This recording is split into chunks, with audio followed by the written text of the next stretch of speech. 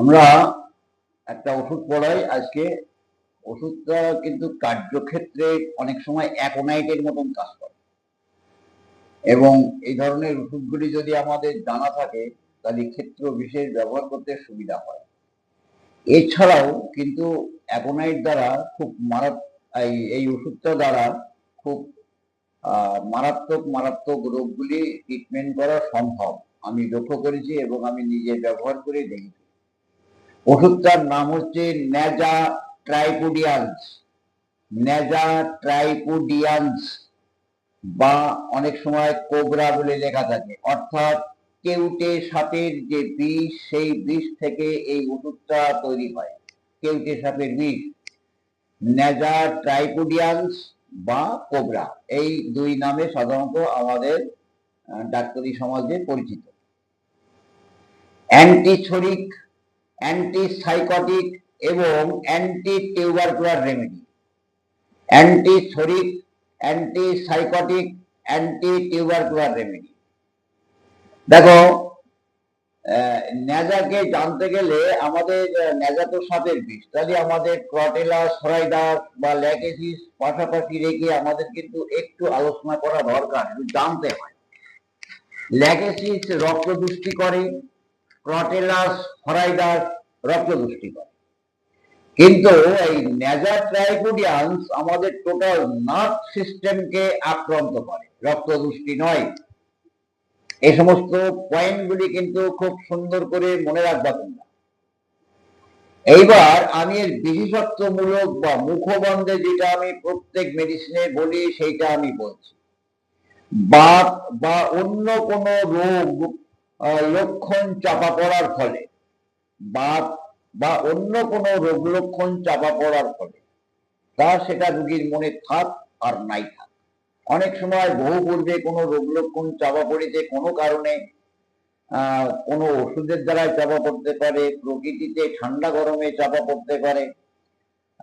এইরকম ভাবে রোগীর অজান্তেও যদি এইরকম লক্ষণ আমরা দেখতে পাই, বাত চাপা পড়ার পরে, বাত বা অন্যান্য কোনো রোগ লক্ষণ চাপা পড়ার পরে শরীরের ঊর্ধ্ব দিকে রক্তের উচ্ছ্বাস, শরীরের ঊর্ধ্ব দিকে একটা রক্তের উচ্ছ্বাস, ইংরেজিতে আমরা বলি ফ্লাশিং সেন্সেশন।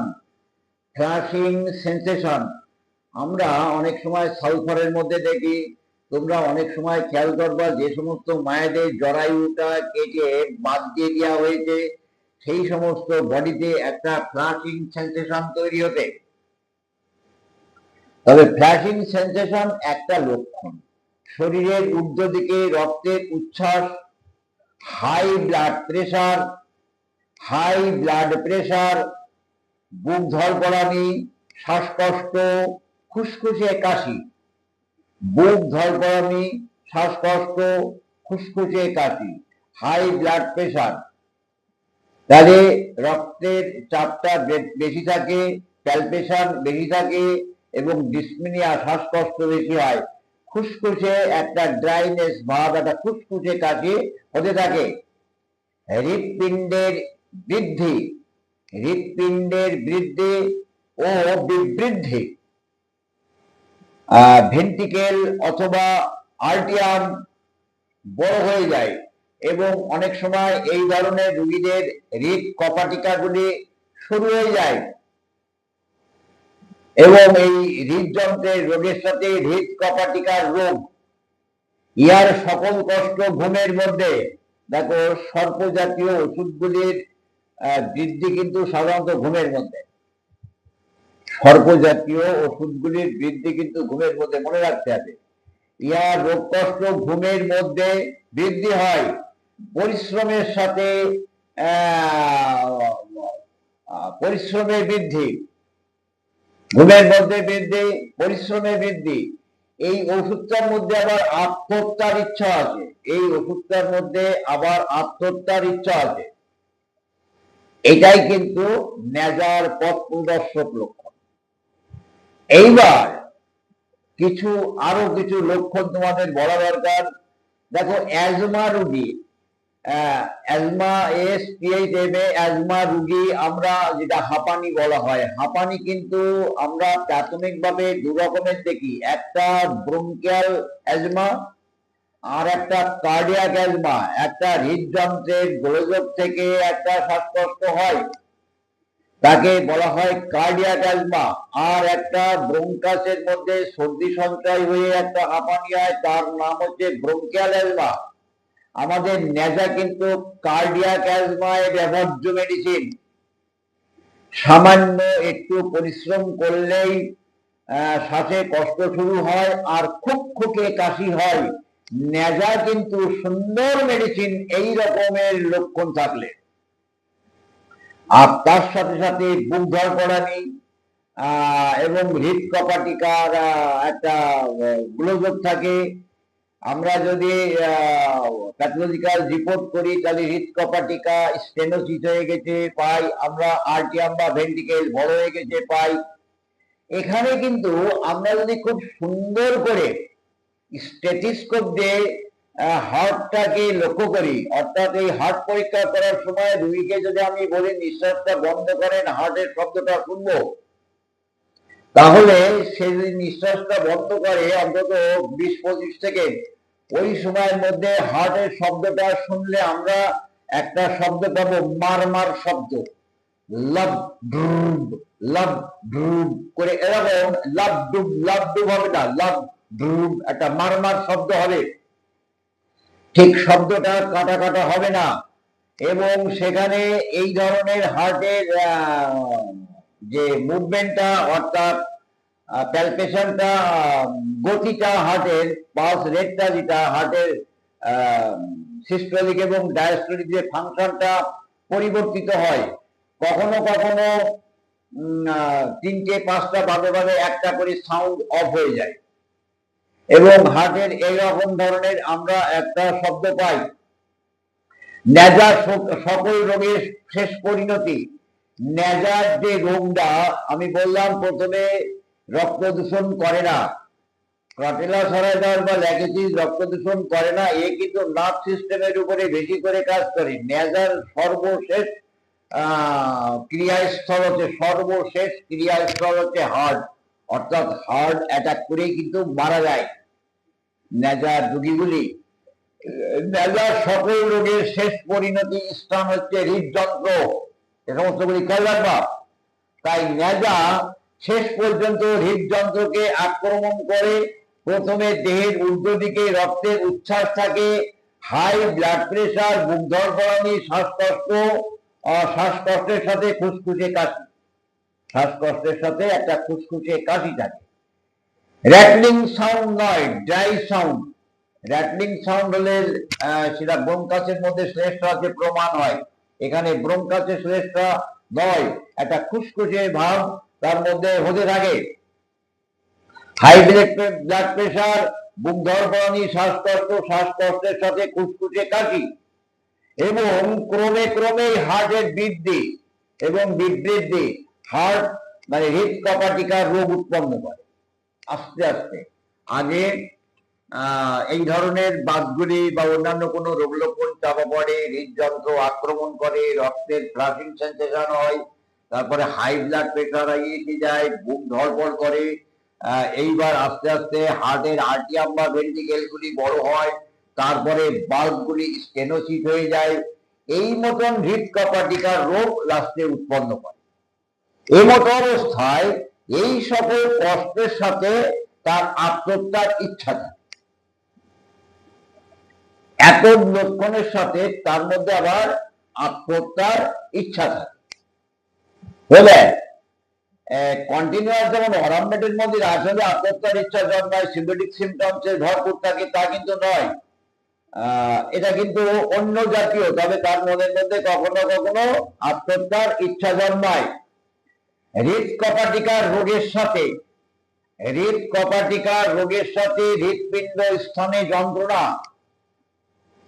হৃদকপাটিকার রোগের সাথে হার্টের বাল্বের রোগের সাথে হৃদযন্ত্রের একটা যন্ত্রণা নেজা দ্বারা আরোগ্য হয়। ডক্টর জেমস টাইলার কেন্ট বলছেন যে হৃদকপাটিকার রোগ অর্থাৎ ভালভিউলার যে ডিজিজগুলি, যদি এমন পেশেন্টের হৃদযন্ত্রে এনজাইনা পেক্টোরিস অর্থাৎ হৃদশুল যদি ওইরকম হয়, তাহলে নেজা দ্বারা আরোগ্য হয়। পরিশ্রমের পর, হাঁটা চলার পরে।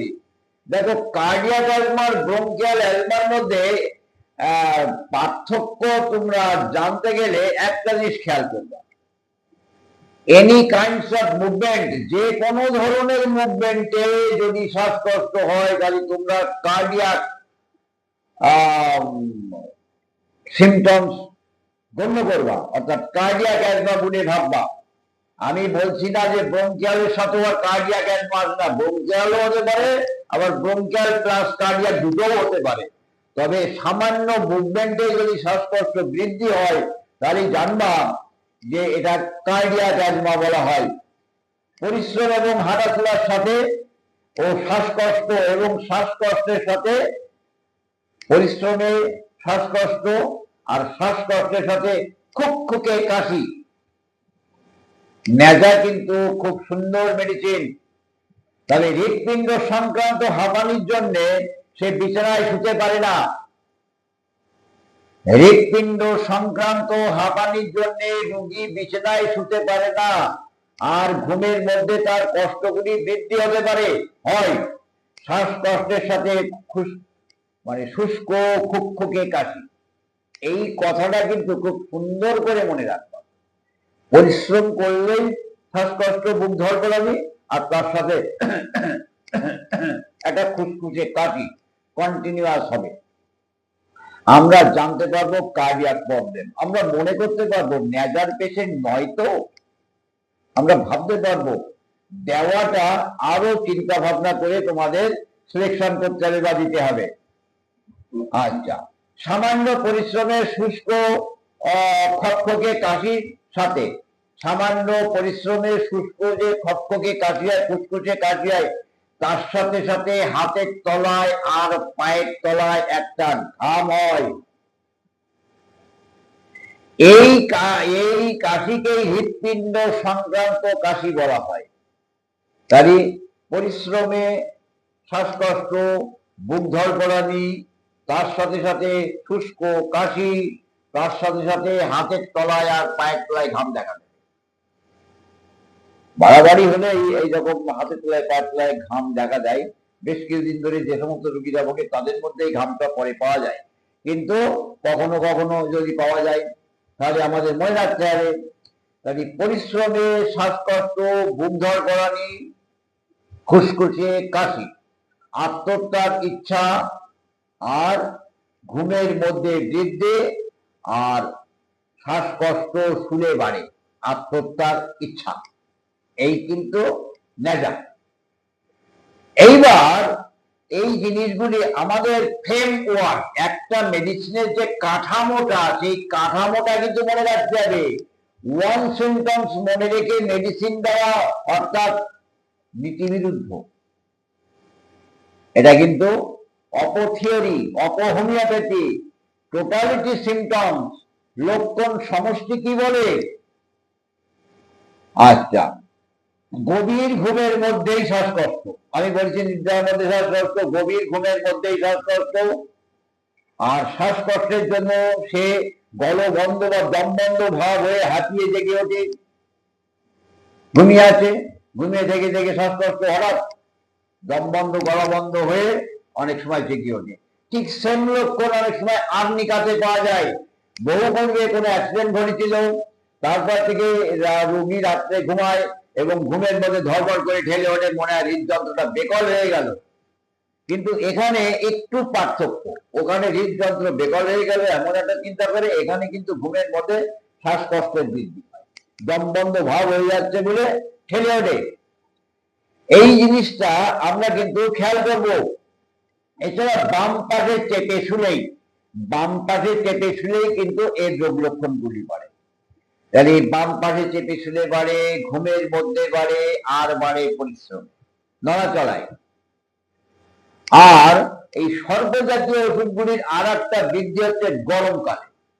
সাপ যেমন শীতকালে শীত নিদ্রায় গর্তের মধ্যে থাকে, যেই ফাল্গুনে হাওয়া দেয় সেই গর্তের থেকে বেরিয়ে চলে বেড়ায়। ঠিক সর্বজাতীয় ওষুধগুলি বেশিরভাগই যেই ফাল্গুনের গরম হওয়া পড়ে, চৈত মাস পড়ে, তখনই তার রোগ লক্ষণগুলি আস্তে আস্তে আস্তে আস্তে বৃদ্ধি হয়। ঘুমের মধ্যে বৃদ্ধি হয়, শুলে বৃদ্ধি হয়, পরিশ্রমে বৃদ্ধি হয়। তবে খেয়াল করবা, নেজায় রক্ত দূষিত হয় না। টোটাল নার্ভ সিস্টেমের উপরে এর কাজ। ল্যাকেসিস রক্ত দূষিত করে, নেজায় রক্ত দূষিত করে না। ক্রটেলা সরাইডাস রক্ত দূষিত করে। আচ্ছা, তারপরে প্রতিদিন ঘুম ভাঙার পরে মাথার যন্ত্রণা শুরু হয়। ঘুম ভাঙলেই মাথার যন্ত্রণা শুরু হয়। তোমরা ল্যাকেসিসেও এই লক্ষণটা পাবা।